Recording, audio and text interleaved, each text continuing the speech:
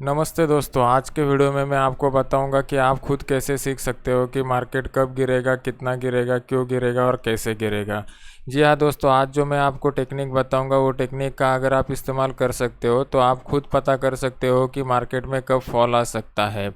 ये टेक्निक सीखने के लिए हम लोग इनिशियल बातों से स्टार्ट करेंगे कि बेसिक्स में आपको क्या देखना पड़ेगा। तो सबसे पहले दोस्तों हम लोग यहाँ पे जो काम करेंगे वो टेक्निकल एनालिसिस और फंडामेंटल का कॉम्बिनेशन करेंगे। अभी हम लोग टेक्निकल क्यों देखते हैं दोस्तों? टेक्निकल देखने के पीछे का रीज़न क्या है? टेक्निकल जो एनालिसिस हो, टेक्निकल एनालिसिस कौन से कंसेप्ट के ऊपर डिपेंड है? तो टेक्निकल एनालिसिस एक ही कंसेप्ट के ऊपर डिपेंड है, that is a history always repeat. तो ये हिस्ट्री ऑलवेज रिपीट जो है, ये मतलब इसका ये होता है कि हिस्टोरिकल मार्केट में जो हुआ है उसका अगर आप प्रॉपरली एनालिसिस कर सकते हो तो आप फ्यूचर को प्रेडिक्ट कर सकते हो। यहाँ पे बहुत पहले बार भी ऐसा हो चुका है और अभी भी ऐसा होने वाला है। तो अभी मैं आपको स्टेप बाय स्टेप बताऊंगा कि आगे जाके मार्केट में क्या हो सकता है फ्यूचर में, इसका आप हिस्ट्री के एनालिसिस के थ्रू किस तरीके से प्रिडिक्शन कर सकते हो। तो सबसे पहले हम लोग क्या करेंगे, ये 2008 का सिनेरियो देखेंगे। 2008 के सिनेरियो में अगर आप देखोगे तो मार्केट एक कंटिन्यूअस अप ट्रेंड में था। कंटिन्यूअस अप ट्रेंड के बाद क्या हो गया, यहाँ पे मार्केट ने टॉप बना दिया और टॉप बनाने के बाद मार्केट में डाउन साइड का मोमेंटम चालू हो गया। अभी जब डाउन साइड का मोमेंटम मार्केट में चालू हो गया तो उसके बाद क्या हुआ, आपको स्टेप बाय स्टेप देखना पड़ेगा। तो जब आपको पता चलेगा कि डाउन साइड में जब मार्केट आता है तो डाउन साइड में मार्केट आने के बाद क्या हो गया, तो यहाँ पे अगर आप देखोगे तो यहाँ पे एक टॉप बनाने के बाद क्या हो गया, मार्केट में डाउन साइड आ गया।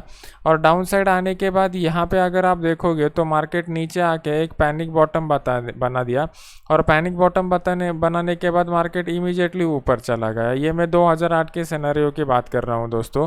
तो यहाँ पे कौन से ट्रेडर इंटर हुए थे? यहाँ पे रिटेल ट्रेडर इंटर हुए थे। मैं अभी आपको बताऊंगा कि आपको किस तरीके से एफआई और डीआईआई का एंट्री देखना है और वहाँ से आपको ट्रैक करना है।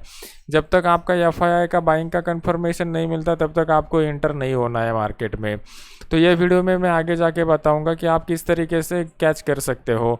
तो सबसे पहले आपको यहाँ पे देखना पड़ेगा कि यहाँ पे जो अपसाइड का मोमेंटम आया था वो रिटेल ट्रेडर की वजह से आया था। मतलब जो ट्रेडर लोग साइड लाइन पे बने रहे थे, जिनको मार्केट में इंटर होना था, जिन्होंने ये अपसाइड का मोमेंटम देखा था, वो अपसाइड का मोमेंटम देखने के बाद जो साइड लाइन पर बैठे हुए थे और जिनका एक व्यू ये था कि मार्केट जब नीचे आएगा तो हम लोग इंटर होंगे, तो उनका जनरल थिंकिंग मेथडोलॉजी क्या रहता था, जो स्टॉक 500 में हमें मिल रहा था आज कुछ दिनों के बाद वो 300 में मिल रहा है, मतलब वो सस्ता है तो बाय कर लो।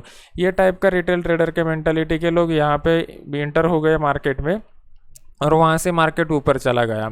सेम तरीके का सिनेरियो दोस्तों अभी भी हुआ है मार्केट में। अगर आप देखोगे अभी के मार्केट को तो अभी के मार्केट में आपको पता चलेगा कि यहाँ पे अगर आप देखोगे तो यहाँ पे ये मैं आपका 2020 साल का आपके सामने अभी चार्ट लगाया हुआ हूँ। यहाँ पे अगर आप देखोगे तो यहाँ पे एक कंटिन्यूअस अप ट्रेंड था। अप ट्रेंड के बाद यहाँ पे मार्केट ने टॉप बनाया हुआ है। अभी टॉप बनाने के बाद क्या हुआ दोस्तों, यहाँ पे अगर आप देखोगे तो टॉप बनाने के बाद मार्केट ने डाउन मोमेंटम चालू कर दिया। तो डाउन साइड जब चालू हो गया तो वहाँ पे इनिशियली मार्केट थोड़ा गिरा और थोड़ा गिरने के बाद क्या हो गया, मार्केट थोड़ा ऊपर भी चला गया। तो थोड़ा ऊपर चला जाने के बाद यहाँ पे जो बाइंग आया था दोस्तों, ये भी रिटेल ट्रेडर की वजह से बाइंग आया था। अगर आप एफआई डीआईआई का डेटा देखोगे तो यहाँ पे मैं आपको बताऊंगा कि किस तरीके का उनका डेटा आ रहा था। तो फिर उसके बाद मार्केट और नीचे चला गया और नीचे चला जाने के बाद यहाँ पे अगर आप देखोगे तो यहाँ पे जो ये कैंडल बना हुआ है दोस्तों, ये कैंडल में जो बॉटम बना हुआ है, ये बॉटम जो बना हुआ है ये पैनिक बॉटम है, ये मार्केट का बॉटम नहीं है।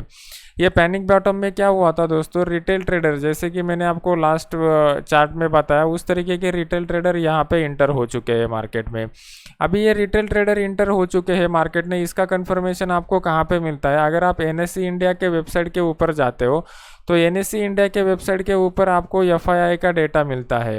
वो एफआईआई और डीआईआई का डेटा का अगर आप स्टडी करोगे तो आपको क्लियर कर दिखाई देगा कि मार्च के महीने में एफआईआई जो है वो नेट सेलर थे, मतलब उन्होंने अपना माल जो है वो माल बेच दिया था।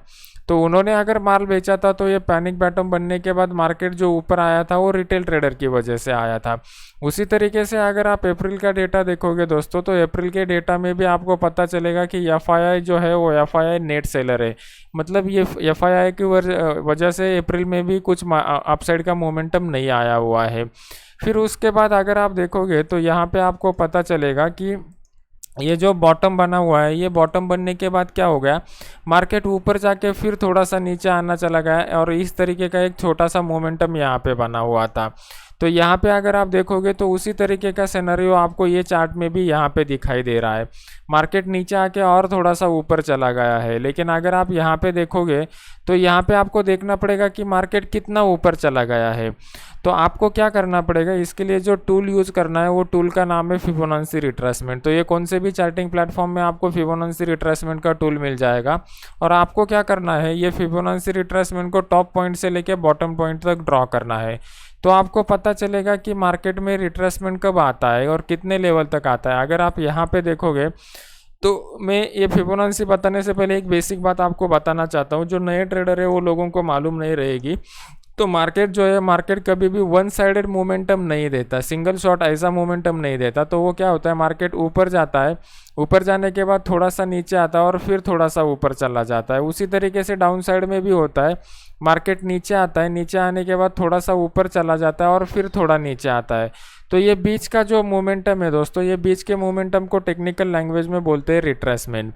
तो ये रिट्रेसमेंट कितना होगा ये आपको पता चलना ज़रूरी है। तो रिट्रेसमेंट का मोमेंटम कैलकुलेट करने का मैं अभी आपको तरीका बता रहा हूँ। तो इसमें आपको क्या करना है, यहाँ पे जो टॉप बना हुआ है दोस्तों, ये टॉप को आपको आइडेंटिफाई करना है और यहाँ पे जो बॉटम बना हुआ है, ये बॉटम को आपको आइडेंटिफाई करना है।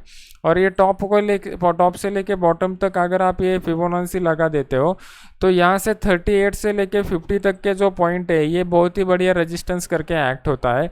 यहाँ पे अगर मार्केट आता है तो यहाँ से मार्केट नीचे घूमने की ज़्यादा पॉसिबिलिटी है। यहाँ पे अगर आप देखोगे तो आपको पता चलेगा कि वहीं से मार्केट नीचे घुमा है और नीचे घूमने के बाद फिर मार्केट ने नया लो लगाया हुआ है। तो यहाँ पे अगर आप देखोगे तो पुराने वाले लो को ब्रेक करके मार्केट नीचे चला गया है।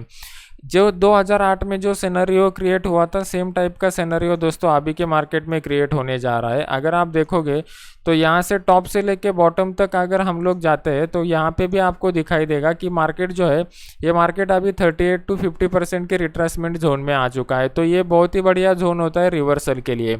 अभी इसके पीछे का और एक लॉजिक मैं आपको बताना चाहता हूँ। अगर आप यहाँ पे देखोगे तो आपका ये 50% का रिट्रेसमेंट का जोन जो है वो करीब 9,970 के करीब आ रहा है। मतलब अगर हम लोग एक राउंड फिगर कैलकुलेट करते हैं तो राउंड फिगर अगर हम लोग देखते हैं तो वो 10,000 के करीब आपका जोन आ रहा है। तो 10,000 जो है दोस्तों, ये 10,000 एक टाइप का साइकोलॉजिकल लेवल भी है। ये साइकोलॉजिकल लेवल होने के कारण ये रिस्पेक्ट होने की ज़्यादा पॉसिबिलिटी है।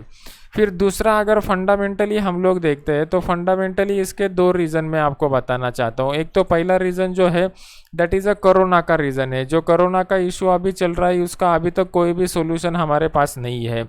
फिर दूसरा जो फंडामेंटल रीज़न है that is a stimulus package का रीज़न है। आपको अगर पता रहेगा कि stimulus package government of India ने जो दिया है वो 1 लाख करोड़ का है और अभी एक्सपेक्टेशन ये है मार्केट के एक्सपर्ट लोगों का कि गवर्नमेंट को कम से कम 10 लाख करोड़ का स्टिमुलस पैकेज देना चाहिए। तो ये जो न्यूज़ है, ये स्टिमुलस पैकेज का जो न्यूज़ है, ये ऑलरेडी मार्केट में फैक्टर इन हो चुका है। इसकी वजह से मार्केट ऊपर चला गया है। तो यहाँ पे अगर आप देखोगे तो यहाँ पे ये जो जोन बना हुआ है, ये जोन में मार्केट आ चुका है। अभी अगर ये जोन में 10,000 के करीब मार्केट आ जाएगा तो मार्केट में एक तरीके का स्मॉल रिटेल ट्रेडर लोगों का जो प्रॉफिट बुकिंग है, ये प्रॉफिट बुकिंग आ जाएगा। फिर उसके बाद यहाँ पे अगर आप देखोगे तो यहाँ पे आपको पता चलेगा ये मार्च महीना जो है, मार्च महीने में जो सेलिंग हुई है वो सबसे ज़्यादा सेलिंग हुई है। अगर आप एनएससी इंडिया के वेबसाइट के ऊपर जाके एफआईआई का डेटा देखते हो तो एफआईआई के डेटा में आपको क्लियर कर दिखाई दे रहा है कि उन्होंने बहुत बड़े पैमाने पर सेलिंग किया था, वो नेट सेलर है। तो इनकी वजह से मार्केट में ये मार्च महीने में ज़्यादा फॉल आया है। अगर आप अप्रैल का महीना देखोगे तो अप्रैल के महीने में अगर आपका एनएससी इंडिया पे ऊपर जाकर एफआईआई का डेटा देखते हो तो एफआईआई के डेटा में आपको पता चलेगा कि यहाँ पे भी एफआईआई जो है वो नेट सेलर ही है। मतलब उन्होंने खुद ने बाइंग नहीं की है, उन्होंने उनके पास का माल बेच दिया है। तो उनके पास का माल बेच दिया है फिर भी मार्केट ऊपर चला गया है। तो इसका मतलब ये कंक्लूजन निकलता है कि यहाँ पे जो अपसाइड का मोमेंटम आया था वो रिटेल ट्रेडर की वजह से आया था, या फिर डीआईआई ने जो छोटी मोटी बाइंग की रहेगी उनके वजह से ये अपसाइड का मोमेंटम आया था। तो ये जो है, ये डेटा का आप एनालिसिस करोगे, थोड़ा सा फंडामेंटल का यूज़ करोगे तो आपको पता चलेगा कि ये जो 38 से लेके 50% का जो जोन है, ये 50% का zone as a resistance act होता है। और यहाँ पे 10,000 के करीब एक साइकोलॉजिकल बहुत ही इंपॉर्टेंट लेवल बन रहा है, तो यहाँ पे मार्केट में रिवर्स होने की पॉसिबिलिटी ज़्यादा है। अभी रिवर्स होने के बाद क्या होता है दोस्तों, ये अगर आपको समझना है तो आपको पता चलेगा कि रिवर्स होने के बाद मार्केट एक नया बॉटम लगा देता है। नया बॉटम लगाने के बाद मार्केट रिवर्स कब होता है, ट्रेंड चेंज कब होता है, तो इसके लिए आपको भी हिस्टोरिकल डेटा ही देखना पड़ेगा। तो हिस्टोरिकल डेटा अगर आप देखोगे तो आपको पता चलेगा कि जो मंदी 2008 के जनवरी महीने में चालू हुई थी, वो 2008 के जनवरी महीने में चालू हुई मंदी 2008 के अक्टूबर महीने तक और दिसंबर महीने तक चली थी। तो यहाँ पे अगर आप देखोगे तो ये कम्प्लीटली वन ईयर का पीरियड है दोस्तों, 1 साल का पीरियड है कि मंदी का माहौल बना हुआ था मार्केट में। तो इसका मतलब ये है कि अगर हम लोग टाइम कैलकुलेशन के हिसाब से देखते हैं, तो टाइम कैलकुलेशन के हिसाब से हम लोग बोल सकते हैं कि मंदी का पीरियड जो है, वो मंदी का पीरियड ऐसा कुछ महीनों का नहीं रहता, वो 1 महीने से लेके 2 महीने तक, 3 महीने तक इतना शॉर्ट मंदी नहीं रहता। मंदी का पीरियड जो रहता है वो साल भर तक भाई कंटिन्यू रह सकता है। और जब भी मार्केट को रिवर्स होना रहता है दोस्तों, तो रिवर्सल के मतलब ट्रेंड चेंज के आपको साइन मिल जाते हैं मार्केट में। तो ट्रेंड चेंज के कौन कौन से साइन होते हैं, तो सबसे इंपॉर्टेंट प्राइस एक्शन का जो साइन आपको मिलेगा, वो एक तो आपको inverted head and shoulder pattern मिल जाएगा। Inverted head and shoulder pattern क्या है, मैंने पुराने वाले वीडियो में बता दिया है। या फिर आपको डबल बॉटम का या ट्रिपल बॉटम का साइन मिल जाएगा। तो ये 2008 साल के अगर हम लोग मंदी को देखते हैं तो यहाँ पे आपको दिखाई देगा कि मार्केट ने यहाँ पे एक अच्छी तरीके से ट्रिपल बॉटम बनाया हुआ है। और ये ट्रिपल बॉटम बनाने के बाद इसका जो अपेक्स पॉइंट था, ये अपेक्स पॉइंट को जब मार्केट ने ब्रेक किया तब जाके मार्केट ऊपर चला गया है। तो यहाँ पे अगर आप देखोगे तो आपको पता चलेगा जब ये ट्रिपल बॉटम मार्केट में बना दिया था और वो बनाने के बाद वहाँ से मार्केट फिर ऊपर चला गया है। तो सेम तरीके का सिनेरियो आपको 2020 में भी दिख सकता है। जैसा कि मैंने अभी आपको बताया, ये जो रिट्रेसमेंट का फेज है ये ज़्यादा टाइम सस्टेन नहीं हो सकता, क्योंकि यहाँ पे एफआईआई का एंट्री बिल्कुल नहीं दिखाई दे रहा है। तो यहाँ से मार्केट जब नीचे आएगा, नया लो बनाने की मार्केट कोशिश करेगा, और जब नया लो बनाने के बाद ट्रेंड चेंज के जब कोई साइन मिलेंगे तभी जाके हम लोग बोल सकते हैं कि यहाँ से मार्केट रिवर्स हो सकता है।